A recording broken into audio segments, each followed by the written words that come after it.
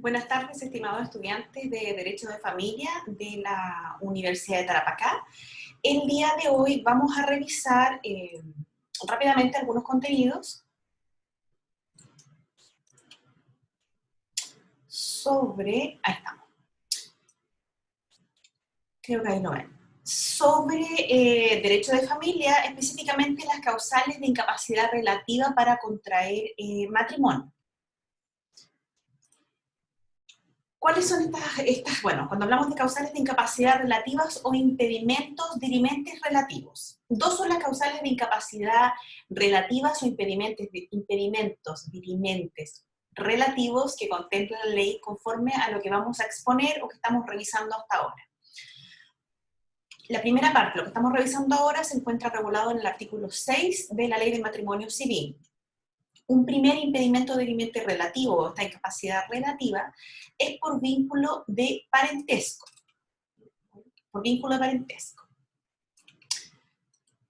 El artículo 6 de la Ley de Matrimonio Civil nos indica que no podrán contraer matrimonio entre sí los ascendientes y descendientes por consanguinidad, los ascendientes y descendientes por afinidad, así por ejemplo la nuera que ha enviudado no podría contraer matrimonio con su suegro viudo, y los colaterales por consanguinidad en el segundo grado.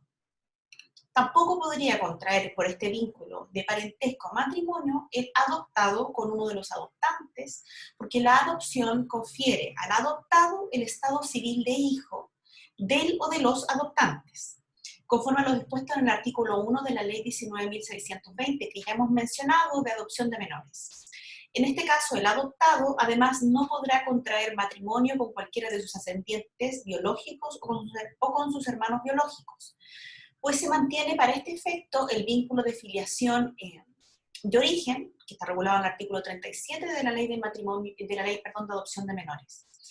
Por ende, el impedimento en el caso del adoptado es de carácter doble, tanto con la familia de origen como con la familia adoptiva. Los casos contemplados en la ley obedecen a razones morales o biológicas, es decir, porque tenemos esta incapacidad relativa para contraer el vínculo de matrimonio.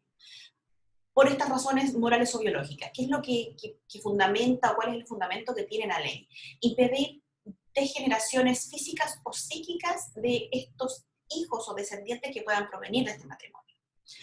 No comprende este impedimento el parentesco colateral por afinidad, de manera que el matrimonio entre cuñados es perfectamente lícito, por supuesto habiéndose terminado el vínculo anterior, porque si no nos encontraríamos ante la bigamia, que ya sabemos es un delito.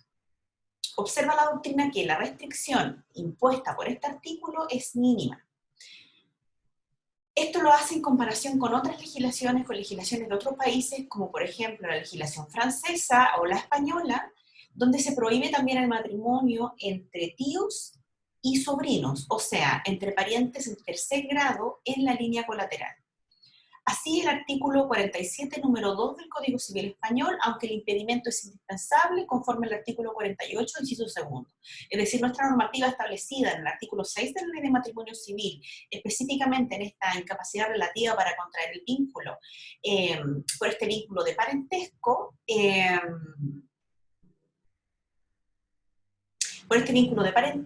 en el caso de nosotros es bastante más laxa si lo comparamos con otras legislaciones extranjeras. Otro impedimento para contraer matrimonio es el por homicidio,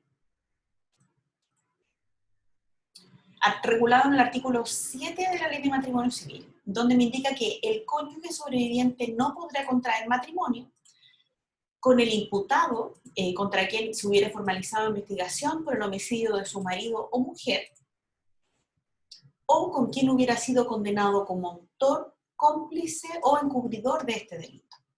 La expresión contra quien se hubiera formalizado la investigación es propia de este nuevo proceso penal, ¿no? Nuevo ya a esta altura ya del proceso penal actual, oral. En relación a esta materia, el artículo 7 transitorio de la Ley 19.947 establece que la capacidad referida al imputado, que se establece en este artículo 7 de la Ley de Matrimonio Civil, se entenderá hecha al procesado en la causa criminal, seguida por hechos acaecidos con anterioridad de entrada en vigencia de la reforma procesal penal en la región respectiva. O sea, esto cuando todavía contemplaba este proceso gradual de adopción de la nueva reforma procesal penal, que como bien ustedes ya saben, o para ustedes, desde que ustedes ya iniciaron a estudiar la carrera de Derecho, ya se encuentra vigente. Este proceso, en realidad es el único proceso penal que ustedes conocen. No alcanzaron a conocer el procedimiento penal, sino este nuevo proceso penal. Este impedimento rige tanto para el hombre como para la mujer y no es necesario que el cónyuge sobreviviente haya participado en el asesinato o tenga alguna relación delictuosa con el asesino. Una elemental consideración de este tipo de incapacidad o de consideración es de moral pública, que impide el matrimonio entre el cónyuge sobreviviente con el asesino del cónyuge del primero, con su cómplice o con su encubridor. Entonces estamos viendo de que no solamente contempla esta prohibición directa del cónyuge con su asesino, sino también con el cómplice y con el encubridor. Y ahora pasamos, porque recién estábamos estudiando causales de incapacidad relativa para contraer el matrimonio, relativa en cuanto solo afecta a determinadas personas, porque eso yo creo que sería una pregunta que probablemente se pueda realizar en clase. Es decir, ¿por qué se llama relativa? Se refiere que no pueden contraer este vínculo estas personas, estos ascendientes con los descendientes y descendientes por afinidad, los colaterales por consanguinidad en el segundo grado, el adoptado con uno de los adoptantes, y recuerden que en el caso del adoptado es un impedimento de carácter doble, porque este impedimento para contraer, que es relativo porque solo respecto a este grupo de personas, se da tanto con su familia de origen biológico como con su familia adoptante o su familia adoptiva, para ocupar los términos de la ley.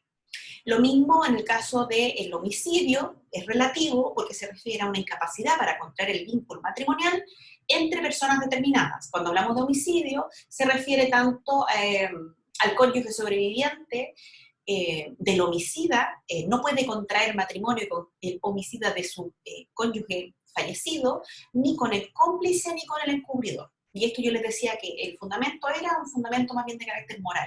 Por si a alguien le llama la atención de que existiendo o siendo causales tan graves se les denomine causales de incapacidad relativa. Relativa en cuanto solo afecta a estas personas y no a la comunidad como un total, cosa que lo que vamos a ver ahora es una afectación mayor. Son prohibiciones. ¿Qué sabemos sobre estos impedimentos, impedientes o prohibiciones? Yo prefiero llamarlos prohibiciones porque esta denominación de impedimentos, impidientes, que cuesta mucho pronunciarlo, yo creo que a ustedes también les va a pasar lo mismo y me parece algo más claro, entendiendo la designación tradicional que tienen, ¿no? Pero queda más claro como prohibición. Estas se encuentran establecidas en los artículos 105 a 116 del Código Civil, y al artículo 124 y 130 del Código Civil. Estas disposiciones están vigentes y debe acreditarse su cumplimiento en los dos trámites previos al matrimonio. ¿Cuáles son estos trámites previos al matrimonio? La manifestación y la información.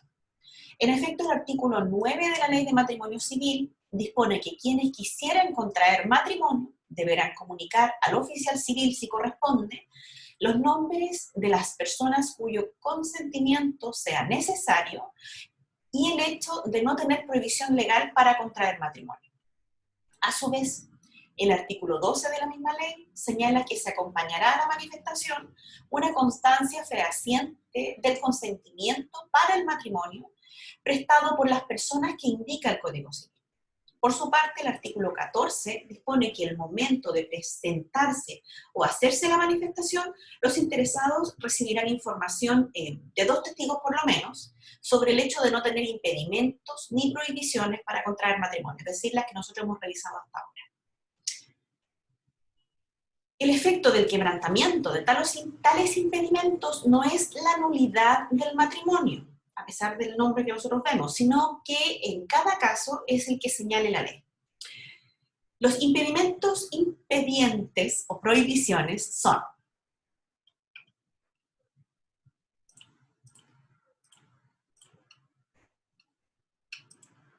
el impedimento de falta de consentimiento. Ahí. El impedimento de falta de consentimiento, el impedimento de guarda y el impedimento de segundas nupcias.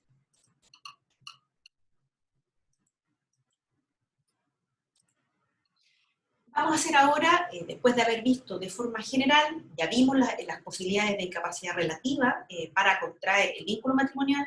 Estamos ahora en el punto que estamos analizando las prohibiciones para contraer matrimonio, donde yo les decía que de todas maneras el efecto que tiene no es la nulidad de ese matrimonio, sino el efecto que en cada caso se va a ir dando en virtud de cada prohibición, ¿sí? Para que vayamos quedando claro y no nos perdamos en virtud de lo que estamos hablando. El impedimento de falta de consentimiento, la prohibición de falta de consentimiento se encuentra regulado en el artículo 105 del Código Civil y establece que no podrá procederse a la celebración del matrimonio sin el ascenso o licencia de la persona o personas cuyo consentimiento sea necesario. El artículo 107 del Código Civil, por su parte, sujeta a esta regla a todos los que tengan menos de 18 años. Esta reglamentación afecta, pues, tanto a las mujeres como a los hombres, sean casados en primeras o segundas nupcias, pues la ley no hace distingo alguno. Después de los 18 años, se puede contraer matrimonio sin necesidad de consentimiento alguno y aún contra la expresa negativa de padres o curadores. No debe confundir esta falta de consentimiento o ascenso, para que quede un poco más claro, con la manifestación de voluntad del que va a casarse, o de la que va a casarse. Si el contrayente no presta su consentimiento, no hay matrimonio, ¿sí? Entonces aquí estamos hablando específicamente de la prohibición de cuando falta consentimiento, pero se refiere a este ascenso o licencia, este artículo 105 del Código Civil. Es decir, aquellos casos en que la ley me exige que, aparte de los otros trámites que nosotros debemos realizar, yo para poder contraer matrimonio debo contar con la aprobación de un tercero. Y estos son las personas menores de 18 años. Entonces no estamos hablando de que falte expresar mi consentimiento en cuanto a voluntad de yo contraer el vínculo matrimonial, porque en ese caso sí estaríamos hablando de una inexistencia de ese vínculo, si es que falta la expresión de ese consentimiento.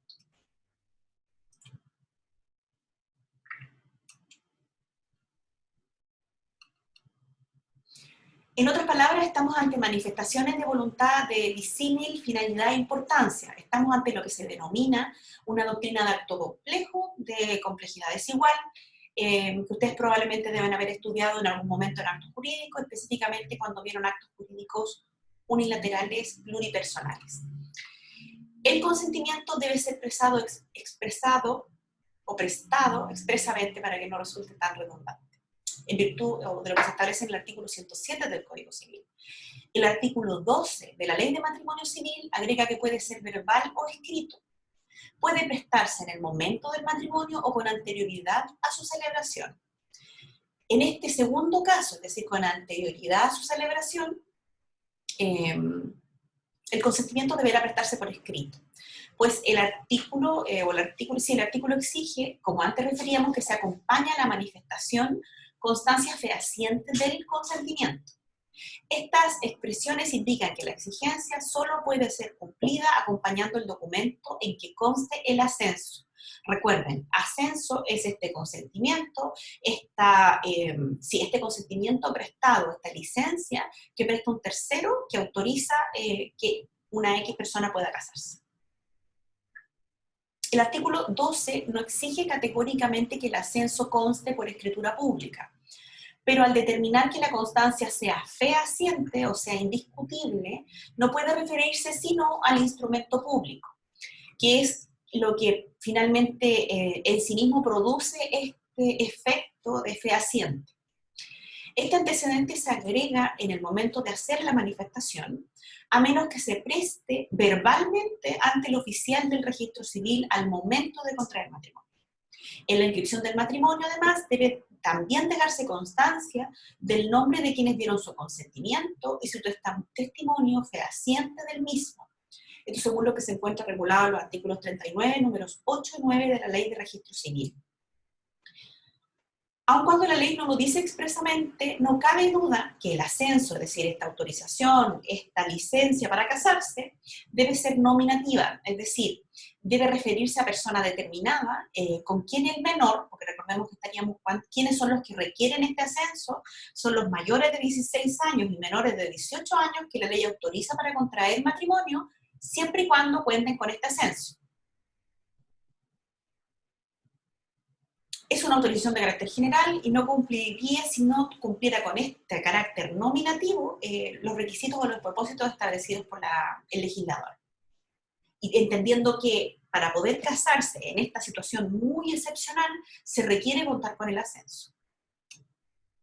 Vamos a ver que si no se cuenta con el ascenso, cuál es la consecuencia jurídica de ello, pero si yo cuento con el ascenso, esa es la manera en que lo tengo que manifestar, es decir, tiene que ser nominativo. Debe estar claro que quien me está dando la autorización es precisamente la persona que la ley autoriza para ello.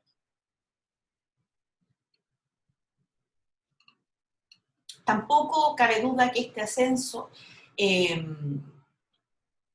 podrá retirarse mientras el matrimonio no se celebre. ¿Qué personas son las que deben asentir? ¿Quiénes son las personas que deben concurrir a dar este ascenso? Esto se encuentra regulado en los artículos 107 y 111 del Código Civil. Y distinguimos según se trate de un hijo de filiación determinada o indeterminada. Recordemos que en virtud de la ley 19585, todos los hijos son iguales ante la ley. La única distinción que se da es que tenemos hijos de filiación determinada, es decir, que nosotros sabemos quiénes son sus padres, o hijos de filiación indeterminada, donde nosotros no sabemos quiénes son sus padres. Los hijos de filiación determinada deberán prestar este ascenso o consentimiento a ambos padres. 2, si faltare uno de ellos, el otro de los padres prestará su asentimiento. A falta de ambos padres, el ascendiente o los descendientes de grado más próximo, y previene la ley que en igualdad de votos contrarios al matrimonio preferirá el favorable al matrimonio, y a falta de todas estas personas, dará el ascenso el curador general. Si no lo hay, el oficial de registro civil, que deba intervenir en la celebración del matrimonio en virtud del artículo 111 del Código Civil o el ministro de culto de la respectiva entidad religiosa, será quien dará este ascenso. ¿Qué pasa con respecto a los hijos cuya filiación no ha sido determinada respecto de ninguno de los padres? En este caso, el consentimiento para su matrimonio lo hará un curador general y a falta de este, el oficial civil o el respectivo ministro de culto, el padre o madre u otro ascendiente se entiende faltar en los siguientes casos. Estos se encuentran regulados en el artículo 109 y 110 del Código Civil. Cuando ha fallecido, cuando está demente o enajenado mental, cuando está ausente del territorio de la República y no se espera su pronto regreso, no es necesario que en este caso se ignore su paradero, pues aún conociendo la actual residencia, si la persona se encuentra fuera del país y no se espera que vuelva pronto, puede ser suplida por otra de las personas llamadas por la ley al ejercicio de esta facultad.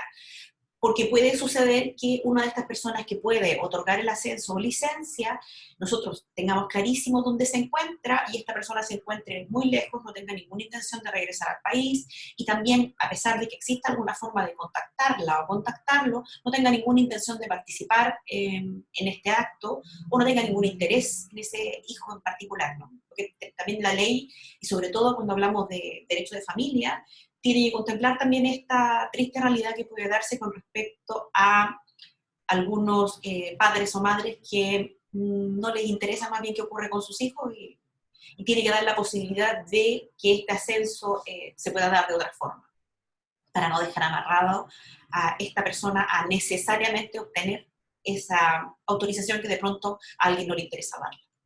No le interesa en realidad saber nada de ese hijo, que sucede mucho, con todas las críticas que nosotros podemos hacer a eso, para que quede clarísimo también esa postura con respecto a lo que estoy diciendo. Otra posibilidad es cuando se ignora el lugar de residencia, si está dentro o fuera del país. Aquí pensemos el caso de algún padre o madre que habiendo hecho abandono de la familia, cambia, simplemente desaparece del país, se le ha buscado de diversas formas, se presume que pueda encontrarse fuera del país, pero se desconoce en qué parte del mundo se encuentra, y no se han recibido noticias. También se podría presumir en ese caso que incluso podría estar hasta fallecido, ¿no? O fallecida, ¿no? No tenemos cómo saber su lugar de residencia, por tanto no podemos obtener su ascenso. Ni podemos exigirlo a este hijo o hija que lo requiere. También se entenderá faltar el padre o madre cuando la paternidad o maternidad haya sido determinada judicialmente contra su oposición. Porque pensemos el caso del reconocimiento, de que el reconocimiento de este hijo no se ha llevado de forma voluntaria. Esto generalmente ocurre más bien con los padres, más que con la madre. Porque pensemos que el caso de la madre por el hecho físico del parto, se da este vínculo directo con el hijo, que no es tan fácil de desprenderse, digo, para determinar la paternidad o maternidad de esa madre.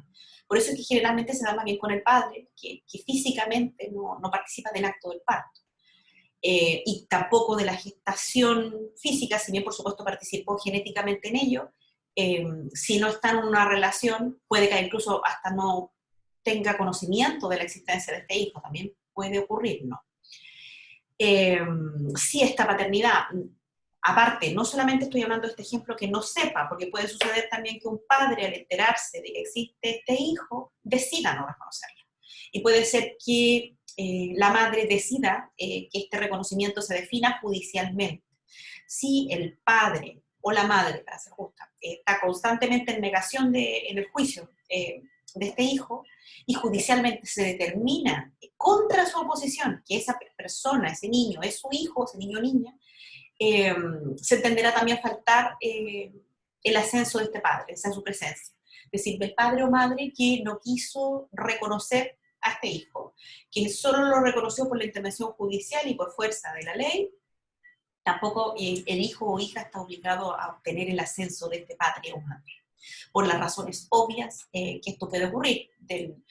A pesar de que esto puede ser de que haya sido determinado judicialmente contra su oposición y que eventualmente ese padre o madre tenga participación en la vida de ese hijo, la ley también se pone en el caso que, más allá de que se le haya obligado legalmente a reconocerlo, no exista un verdadero vínculo entre ese padre o madre con ese hijo reconocido judicialmente. Y por tanto tampoco vamos a obligar a ese hijo a obtener ese ascenso para contraer matrimonio. O sea, nuevamente la ley lo que hace finalmente es observar lo que ocurre en la realidad y tratar de subsanar ciertas situaciones que carecen de justicia, si lo exigiéramos de otra manera. También se entenderá faltar cuando el padre o la madre se le ha privado de la patria potestad por sentencia judicial, lo que ocurre en los casos del artículo 271 del Código Civil. Y creo que es importante que veamos esto. Artículo 271.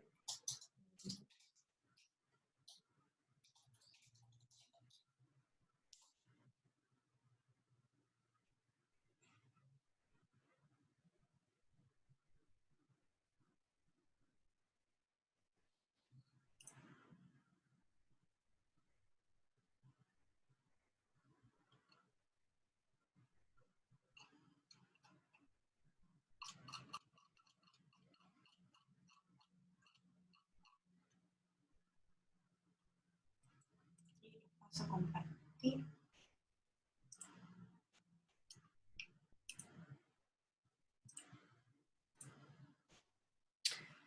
Artículo 271 de la ley. La emancipación, a ver si lo acerco un poquito más.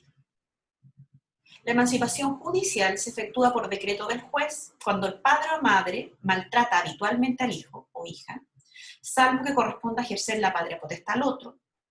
Cuando el padre o la madre ha abandonado al hijo, salvo en el caso de excepción del número precedente.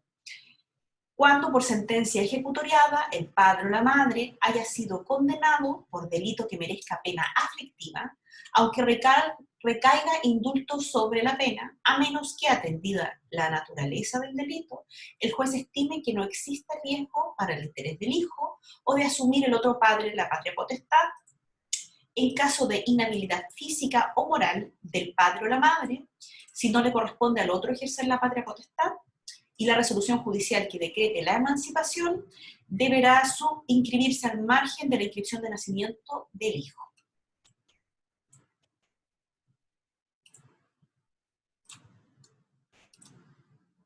Es decir, todos los casos que regula este artículo 271 del Código Civil son casos graves, de faltas graves de parte del padre o madre que tiene la patria potestad, o de ambos.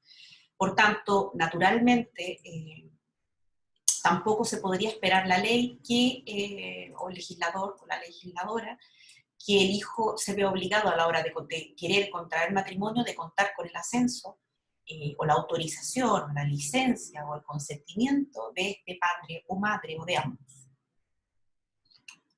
Otro caso donde se entiende faltar por la ley, cuando el padre o la madre han sido inhabilitados para intervenir en la educación de sus hijos por su mala conducta, según lo regulaba en el artículo 110 del Código Civil. Los ascendientes distintos de los padres pueden faltar, pero solo en los casos contemplados por el artículo 109, y a ellos se les aplica el artículo 110. A falta de curador general, la ley encomienda al oficial del registro civil que interviene en la celebración del matrimonio la facultad de autorizar al menor para concluir. El oficial del registro civil solo podrá denegar el consentimiento invocando algunas de las causales establecidas en el artículo 113 del Código Civil, debiendo comunicar esto al juez de familia correspondiente para que califique el disenso, si llegara el caso. El mismo rol deberá cumplir el ministro de culto si el matrimonio se celebra ante él. ¿Cuál es la motivación del disenso? Es decir, cuando esta persona que debe prestar el ascenso no está de acuerdo, puede ser o no un acto motivado, según sea la persona que deba dar el consentimiento, y cabe distinguir algunas situaciones respecto a esto. Los padres o ascendientes no necesitan motivar su disenso. Basta que ellos se opongan al matrimonio para que no pueda celebrarse el de los menores de 18 años, según lo regulado en el artículo 112 del inciso primero del Código Civil. Es decir, el padre o madre y los ascendientes, en el caso que estos falten, es decir, los abuelos, etcétera, todos los que sigan hacia la línea de arriba, basta que ellos se opongan, que solamente no están de acuerdo y no deben expresar motivos del disenso. En el caso del curador y el oficial del registro civil que niegan el consentimiento para la realización del matrimonio de un menor de 18 años, pero mayor de 16, están siempre obligados a expresar causa. Esto también en virtud del artículo 112 del Código Civil, inciso segundo.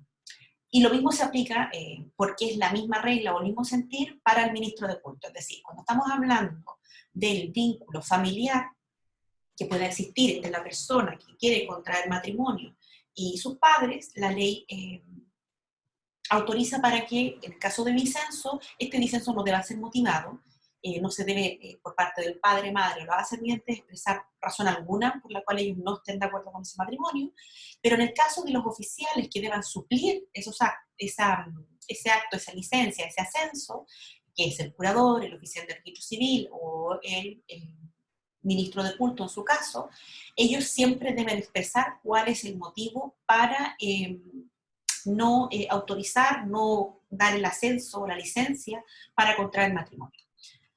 La ley además establece cuáles son las causales de disenso, es decir, cuáles son los casos en que estas personas que están obligadas a indicarnos el motivo por el cual no están de acuerdo con un determinado matrimonio, cuáles son las causales. Y estas son las siguientes. Las causales de disenso no pueden ser otras sino estas. El artículo 113 del Código Civil indica que conocerá y se pronunciará del disenso el juez de familia. Y son las siguientes. La existencia de cualquier impedimento legal, incluso el señalado en el artículo 116 del Código Civil, el no haberse practicado alguna de las diligencias prescritas en el título de las segundas nupcias, en su caso, grave peligro para la salud del menor o a quien se niegue la licencia o de la prole, vida licenciosa pasión inmoderada al juego, embriaguez habitual de la persona con quien el menor desea casarse, también es una causal importante, haber sido condenado esta persona por delito que merezca pena efectiva, y no tener ninguno de los esposos medios actuales para el competente desempeño de las obligaciones del matrimonio. Esta última, muy probable, si estamos hablando de un menor de 18 años, mayor de 16, que ya conversábamos ayer, que es con respecto a todo este cuestionamiento de cuán competentes y capacitados están a esa edad las personas para decidir un vínculo que por lo menos en su inicio o en su naturaleza es un vínculo para toda la vida, que no solamente va a afectar o no necesariamente solo va a afectar a las personas que contraen el vínculo, sino eventualmente si esta pareja decide procrear, tener hijos, tener descendencia, también va a afectar derechamente a esos hijos y cómo esa afectación de esos hijos puede ir afectando a los nietos y así, o sea, para que vayamos tomando el peso a esta decisión del matrimonio, ¿no? Y todas las consecuencias que puede tener este vínculo entre dos personas para un conjunto de personas que quizá todavía no existen.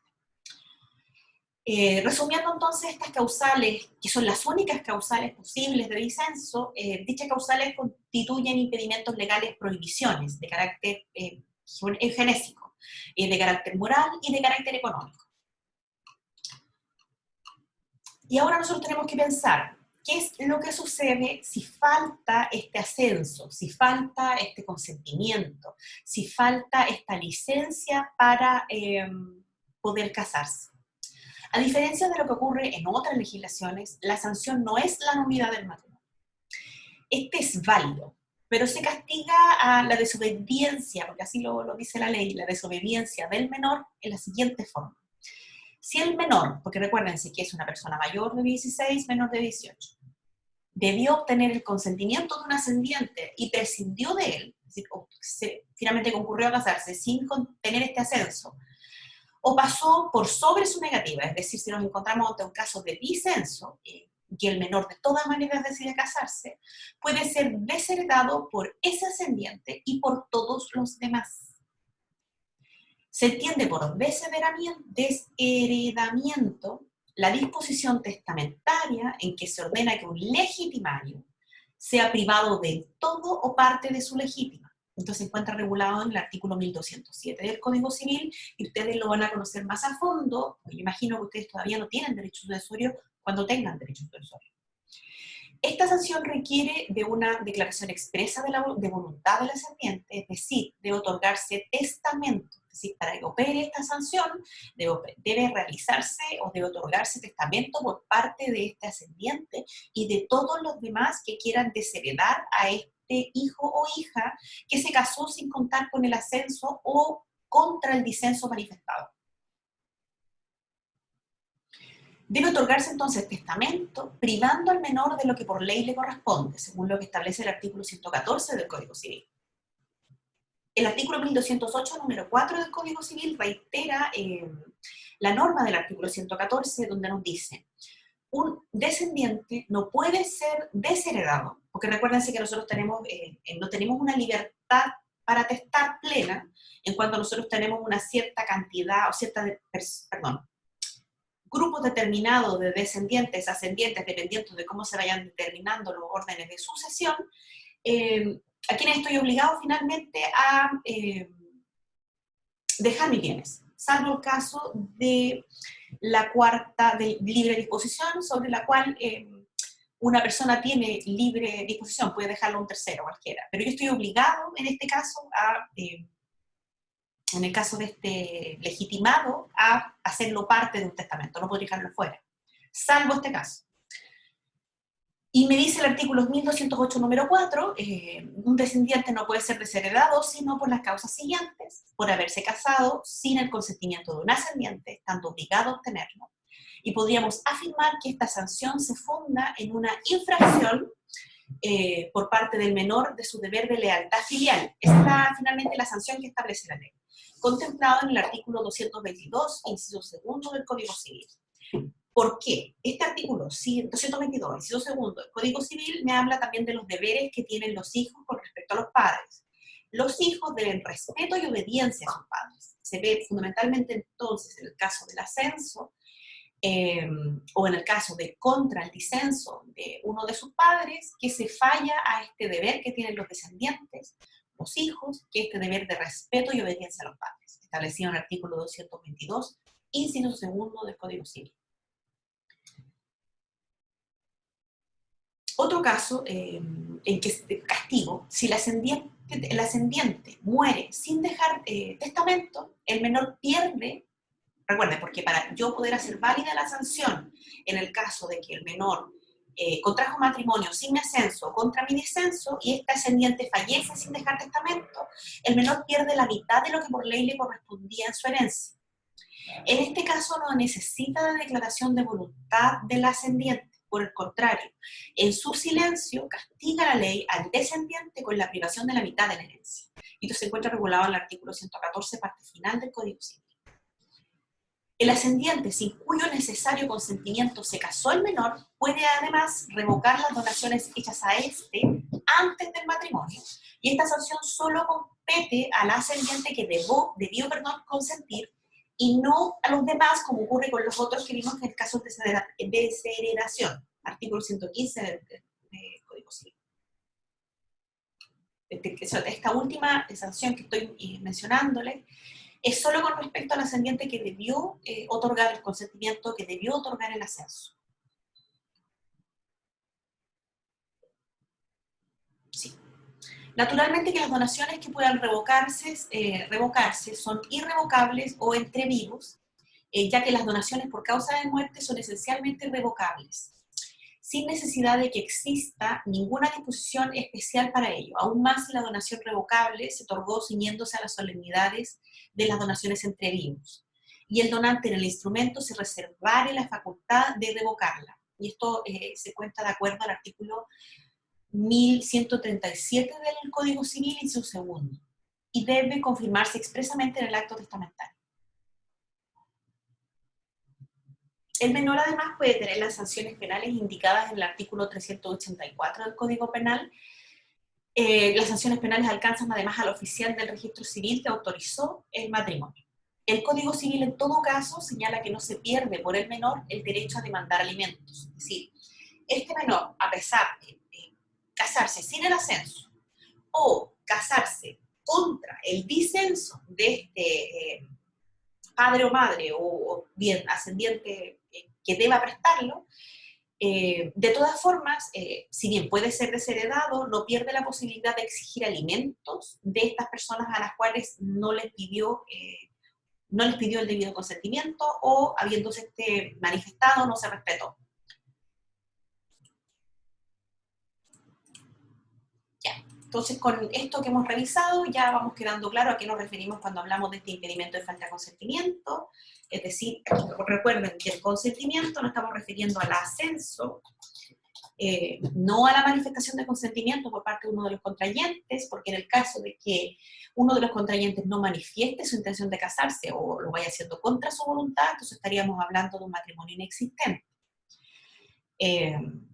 Sino que acá en este caso del impedimento de falta de consentimiento estamos hablando del ascenso. Es decir, los casos donde un menor de edad que quiera contraer matrimonio debe concurrir con la autorización, licencia o ascenso o consentimiento del padre o la madre o de los ascendientes que la ley establezca, o en su caso, en el caso de faltar los antes mencionados, que ya nos mencionamos cuándo son los casos en que faltan, el oficial del registro civil o el oficial, el curador determinado, o en su caso el ministro de fe que pudiera haber realizado el matrimonio. Y ahora pasamos a un segundo tipo de impedimento impidiente o prohibición, que es el impedimento de guarda.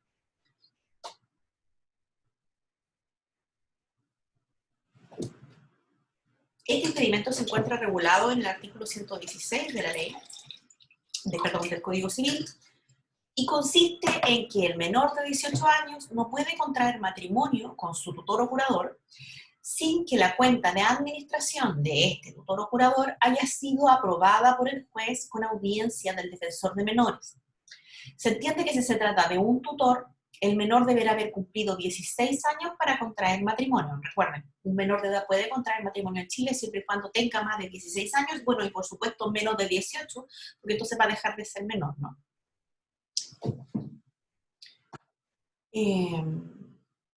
Tampoco pueden los descendientes del tutor o curador contraer matrimonio con el pupilo o pupila sin que previamente se haya cumplido este requisito, que es el que estamos revisando ahora.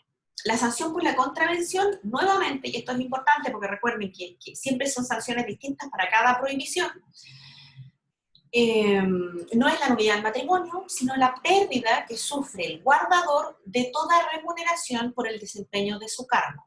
El oficial del registro civil o ministro de culto que autoriza el matrimonio en estas condiciones es alcanzado por las sanciones penales que establece el artículo 388 del Código Penal. Y la diferencia también con respecto a esta prohibición, con lo que veíamos antes, es que este impedimento, esta prohibición puede cesar. Este impedimento puede cesar si la justicia aprueba las cuentas de este curador y si el ascendiente o ascendientes que deban prestar ascenso autorizan el matrimonio. El oficial del registro civil o ministro de culto debe exigir copia autorizada, debidamente ejecutoriada, de la resolución judicial que aprueba la cuenta, a menos que se hagan presentes él o los ascendientes que deban prestar ascenso.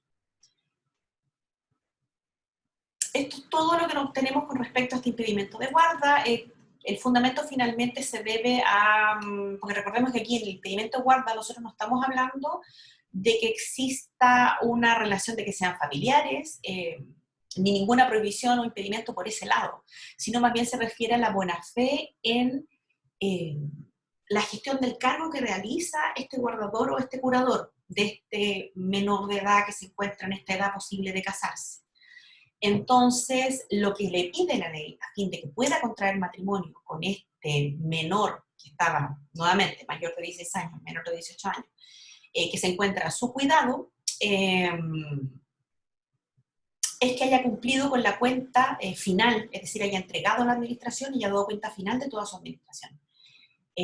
¿Por qué hace esto la ley? Piensa en el caso de un curador o guardador que presione y digamos que tuviera algún nivel de poder sobre este menor de edad que tiene sobre 16 años y menor de 18 para casarse a fin de ocultar alguna mala administración que haya realizado de los bienes de este menor y a fin de ocultarlo decida o obliga al menor a casarse con él y como existe alguna especie de relación de respeto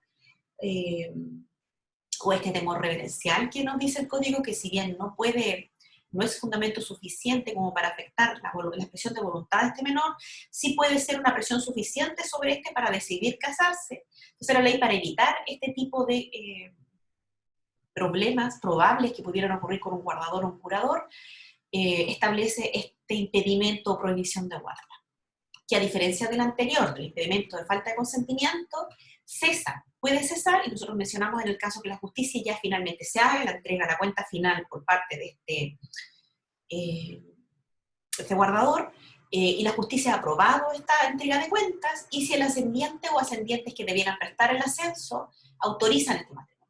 Entonces en ese caso cesa el impedimento y el matrimonio puede operar. Y por último, y lo último que vamos a estudiar hoy día, el impedimento de segundas nupcias. Esto se encuentra contemplado en el artículo 1246 del Código Civil. Específicamente se refiere, se encuentra regulado en el artículo 124 del Código Civil y específicamente se refiere al que tiene hijos de un precedente matrimonio. Para que rija el impedimento es necesario que los hijos estén bajo la patria potestad o bajo la tutela o curatela del padre o madre, aunque fueren mayores de edad. El impedimento no afecta, por ende, al padre o madre cuyos hijos se hayan emancipado de la patria potestad, a menos que ellos se encontraren bajo curaduría de su padre o madre. Sí.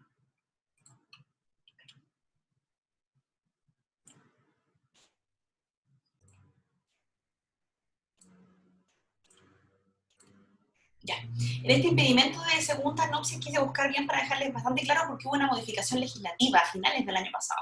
Pero primero digo el principio, ¿no? Esto se encuentra regulado en el artículo 124 del Código Civil que exige que quien tenga hijos de un precedente matrimonio, bajo su patria potestad o bajo tutela o curaduría, y desea volver a casarse, proceda a la facción de inventario solemne de los bienes que está administrando y que pertenezcan a dichos hijos como herederos del cónyuge difunto o cualquier otro título.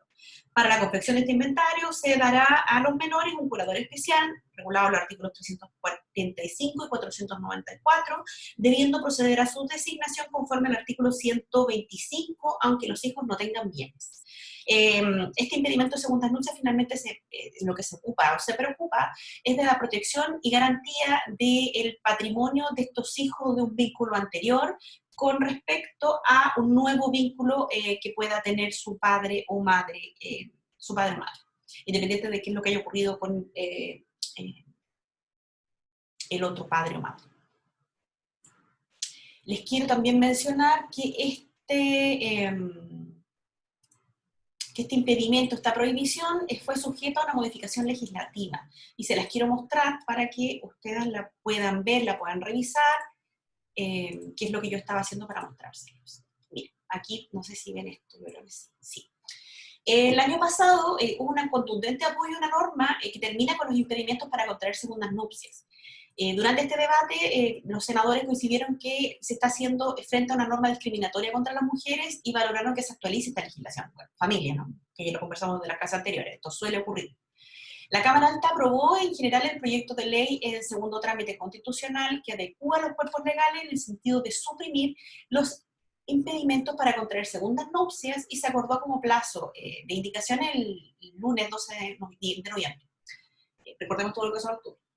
Con esto se deroga la norma que prohíbe, porque así estaba la norma antes, que prohíbe a la mujer embarazada cuyo matrimonio se ha disuelto, declarado nulo, volver a casarse antes del parto o de los 270 días siguientes al término de la relación matrimonial, si no hay señales de embarazo, y elimina el impedimento que afecta a la mujer que quiera contraer matrimonio cuando haya expirado el acuerdo de unión civil.